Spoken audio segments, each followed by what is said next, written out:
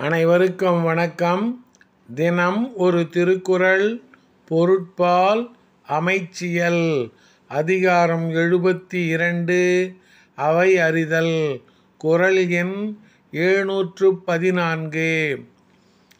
ஒளியார் முன் ஒள்ளியராதல் வெளியார் முன் வான்சுதை வண்ணம் கொளல். ஒளியார் முன் ஒள்ளியராதல் வெளியார் முன் வான்சுதை வண்ணம் கொளல்.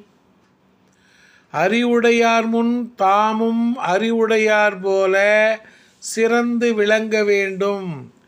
அறியாதவர் முன் சுண்ணாம்பு வண்ணம் கொள்ளுதல் போல அறியாதவர் போல் இருத்தல் வேண்டும்.